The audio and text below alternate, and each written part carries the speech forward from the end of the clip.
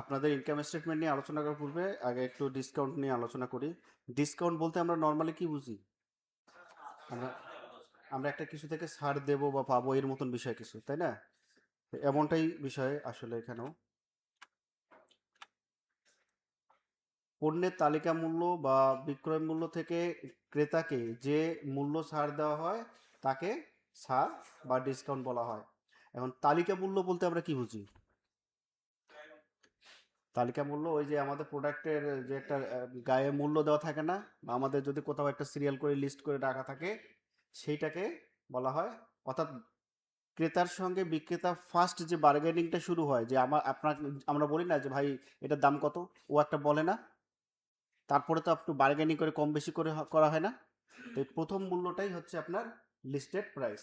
এখান থেকে আমরা ছাড় দেওয়ার প্রক্রিয়াটা শুরু হয়। ডিসকাউন্ট কত প্রকার? ডিসকাউন্ট হচ্ছে দুই প্রকার, একটা হচ্ছে ট্রেড ডিসকাউন্ট বা কারবারি বাট্টা, আর একটা হচ্ছে ক্যাশ ডিসকাউন্ট। ট্রেড ডিসকাউন্টটা কি? ট্রেড ডিসকাউন্ট হলো বিক্রেতা ক্রেতাকে বিক্রির সময় যে মূল্য ছাড় দেয়, যা সাধারণত বাল্ক বা বেশি পরিমাণে ক্রয় করলে দেওয়া হয়। এটি পণ্যের তালিকা মূল্য থেকে সরাসরি কমিয়ে দেওয়া হয়। তার মানে ট্রেড ডিসকাউন্ট বলতে আমরা বুঝতেছি কি, যে আমরা ওই যে লিস্টেড যে প্রাইসটা আছে, কিছুক্ষণ আগে লিস্টেড প্রাইস শুনলাম না, ওইটা থেকে মানে বিক্রি করার সময় এখনো কনফার্ম হয় নাই যে সে আমার জিনিসটা কিনবে কি কিনবে না, আমরা মূল্য নিয়ে বার্গেনিং করি না, ওই পর্যায়ে যে ডিসকাউন্টটা হয় সেইটাকে বলা হয় ট্রেড ডিসকাউন্ট। ধরে নেন একটা পণ্যের দাম হইতেছে 100 টাকা, এখন ক্রেতা আমাকে বলতেছে যে সে এটা 95 টাকায় দিবে, 95 টাকা হলে কিনবে। আমি বলতেছি যে না ভাই, আমার পক্ষে সম্ভব না, আপনাকে আমি 2 টাকা ছাড় দিতে পারি, 98 টাকা হলে নেন। তখন ক্রেতা বললো ঠিক আছে আমি নেব। এই যে 2 টাকা ছাড় দেওয়া হইলো না, এইটাই হইতেছে ট্রেড ডিসকাউন্ট। আর এই ট্রেড ডিসকাউন্টটা কখনো অ্যাকাউন্টিংয়ের আমরা যে হিসাব নিকাশ করি সেই হিসাবে আসবে না। ধরতে পারছেন ট্রেড ডিসকাউন্ট কোনটা? এটি ইনভয়েসে দেখানো হয় কিন্তু হিসাব বইতে যা বা জার্নালে রেকর্ড করা হয় না। এটি শুধুমাত্র মূল্য নির্ধারণের ছাড়, মানে যা প্রকৃত বিক্রয় মূল্য নির্ধারণে ব্যবহৃত হয়। তাহলে আমরা ওই যে 98 টাকা যে পাইলাম 2 টাকা ছাড়ে, তাই 2 টাকা যে ছাড় দিচ্ছি পণ্যতে, এটা কি আমরা রেকর্ড করব? আর এই 2 টাকা ছাড় দেওয়ার পরে আপনার সেলস প্রাইস কত দাঁড়ালো, এই টাকাটা কিন্তু এই 98 টাকাটা কি হচ্ছে আপনার রেকর্ডে থাকবে। অর্থাৎ আপনি sales to cash to sales বা অ্যাকাউন্ট রিসিভেবল টু সেলস, এই যে এগুলো রেখি না, এই সেলসের ভ্যালুটা 98 টাকা, এটা রেকর্ড থাকবে, ওই 2 টাকা আসবে না। ক্যালকুলেশনটা হচ্ছে লিস্ট প্রাইস থেকে ট্রেড ডিসকাউন্ট বাদ দিলে যেটা হয় সেটাকে নেট বিক্রয় বা ক্রয় এটা আসবে। কোনো পণ্যের লিস্ট প্রাইস 10,000 টাকা, 10% ট্রেড ডিসকাউন্টে পণ্যটি বিক্রয় করা হলো, তাহলে ট্রেড ডিসকাউন্ট হচ্ছে কীভাবে বের করবো? ওই লিস্ট প্রাইস 10,000 গুণন 10%, তাহলে আমার ডিসকাউন্ট কত দাঁড়াইলো? 1,000 টাকা। তাহলে আমার নিট সেল প্রাইস কত হবে? হ্যাঁ, 10,000 টাকা থেকে 1,000 টাকা বাদ দিলে। এখন যদি জার্নাল দেই, জার্নাল বিক্রেতার বই, আমি জার্নাল কিভাবে দেবো? জার্নালটা হবে অ্যাকাউন্ট রিসিভেবল, ধরে নেন এটা বাকিতে ঘটছে, অ্যাকাউন্ট রিসিভেবল 9,000 টাকা, সেলস 9,000 টাকা। আমরা এখানে কি অ্যাকাউন্ট রিসিভেবল সেল এটা তো আমরা পারি, জাস্ট ওই ফিগারটা কি হবে সেইটার জন্য আমরা ঠিক মানে মনোযোগ দিয়ে বোঝার চেষ্টা করি। আর ক্রেতার বই কি হবে? ক্রেতা পারচেস দেখাবে 9,000 টাকা, আর অ্যাকাউন্টস পেয়েবল দেখাবে, এখানে কোনো বুঝি নেই এমন কেউ আছেন? আচ্ছা, ওই 1,000 টাকার কোনো হিসাব হবে না, কারো বইয়ে হিসাব হবে না।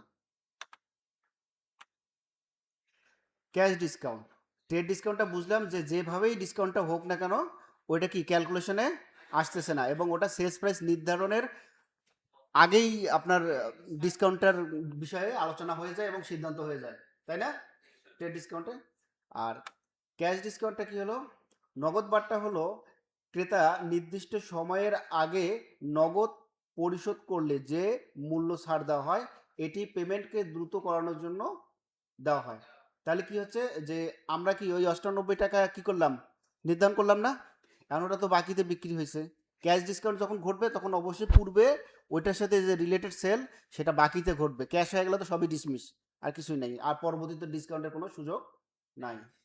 তাহলে নগদ বার্তা হইতে গেলে ওইটার সিকোয়েন্স আগে ওটা কি হইতে হবে, বাকিতে হইতে হবে। তো এখন 98 টাকা আমি বাকিতে বিক্রয় করলাম, এখন এই টাকাটা তাড়াতাড়ি তোলার জন্য ওকে অফার দিলাম যে তুমি যদি এই 2-3 দিনের মধ্যে টাকাটা দাও তাহলে তোমাকে আরো 3 টাকা ছাড় দেবো।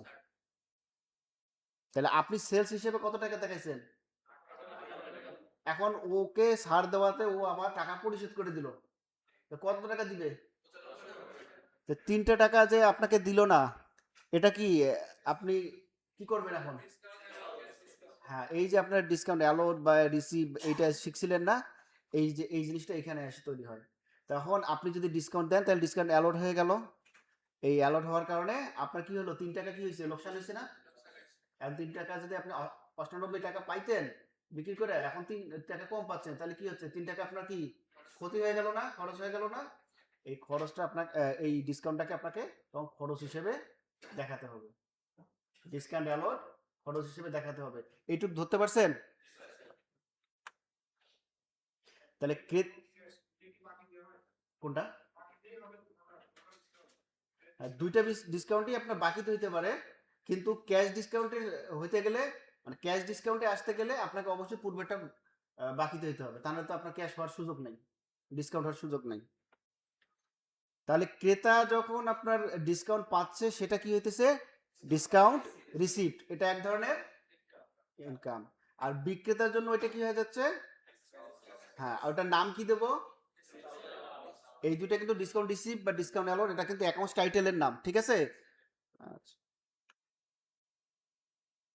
পরিশোধযোগ্য মূল্য অর্থাৎ 98 টাকা থেকে ডিসকাউন্টের পার্সেন্টেজটা দিলেই আমরা কি হবে, নগদ ডিসকাউন্ট কত সেটা বের করতে পারবো।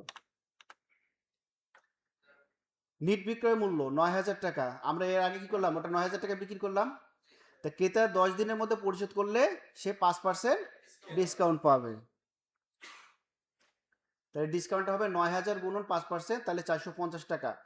তাহলে কত টাকা পরিশোধ করবে, 9000 বিয়োগ 450, 8550। বিক্রেতার বইয়ে যে জার্নালটা হবে সেটা হচ্ছে, আমি ক্যাশ কত পাচ্ছি, 8500, আমি তার কাছে টাকা কত টাকা পাইতাম, তাহলে অ্যাকাউন্ট রিসিভেবল, আগে অ্যাকাউন্ট রিসিভেবলটা কি হিসেবে ছিল, ডেবিট না ক্রেডিট হিসেবে ছিল? এখন তাহলে ওর যদি ডিসমিস করে দেয়, পরিশোধ করে দেয়, তাহলে কি অ্যাকাউন্ট রিসিভেবল আর ডেবিট থাকবে? ওটাকে ক্রেডিট করে দিলাম। এখন আমাদের কি এই টাকা ডেবিট আর ক্রেডিট কি মিলছে, এই যেই টাকাটা ঘাটতি সেই টাকাটা কি হইতেছে, ডিসকাউন্ট অ্যালোড, বিক্রেতা কি ডিসকাউন্ট দিয়ে দিছে না, অ্যালোড করছে, তাহলে সেটা হইতেছে 450 টাকা ডেবিট। ক্রেতা কত টাকা দিতে হইতো, 9000 টাকা দিতে হতো না, তাহলে দায় কি 9000 টাকার জন্য সে মিটমাট করছে না, তাহলে অ্যাকাউন্টস পেয়েবল আমরা ডেবিট করে দিলাম। ক্যাশ কত টাকা পাইছি, দিছি 8550 টাকা, তাহলে এই টাকাটা কি আমার কাছ থেকে চলে গেছে, তাহলে এই টাকাটা ক্রেডিট। আর আমি ডিসকাউন্ট রিসিভ 450 টাকা আমি কম দিছি, এটা এক ধরনের কি আমার আয় হয়েছে না? হ্যাঁ, তাহলে এটা, আপনি কি আপনার প্রশ্নের উত্তর পাইছেন?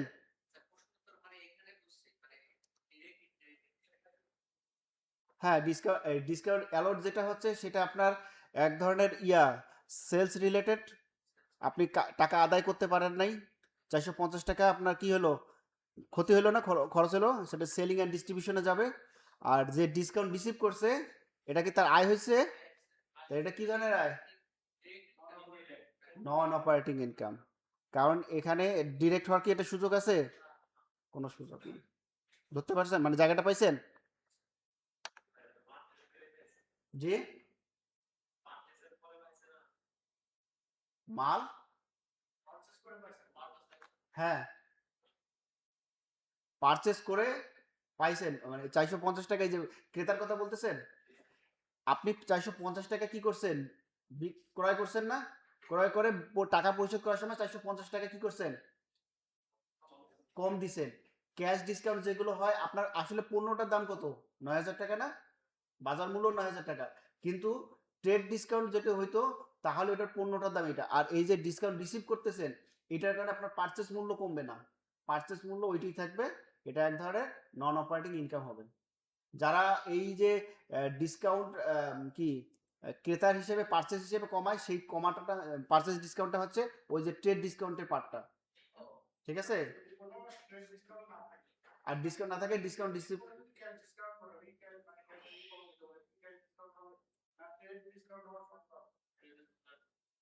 বুঝি নাই। হুম, হ্যাঁ দিতে পারে। ট্রেড ডিসকাউন্ট হওয়া মানে ক্যাশ ডিসকাউন্ট হওয়ার জন্য ট্রেড ডিসকাউন্ট হওয়া জরুরি না। ক্যাশ ডিসকাউন্ট হওয়ার জন্য আগে বাকিতে আপনার বিক্রিটা হওয়া জরুরি। আপনি তো পরবর্তীতে যখন পেমেন্ট করবে ওই সময় গিয়ে আপনি সুবিধাটা দিচ্ছেন।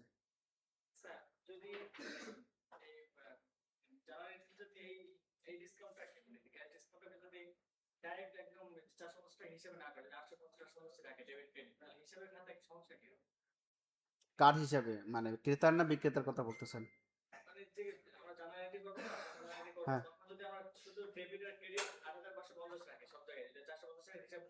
হুম, হুম।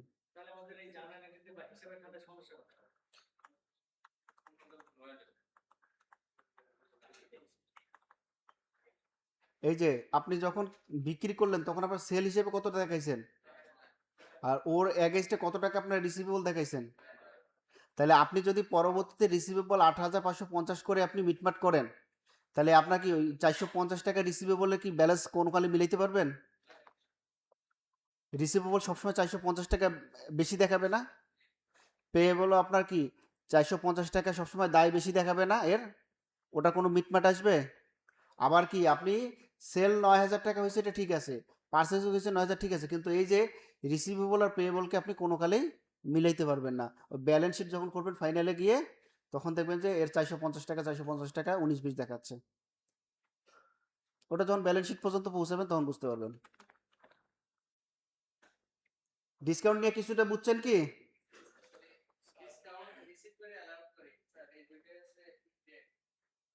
হ্যাঁ, ক্যাশ ডিসকাউন্টের বেলা। জি। কে?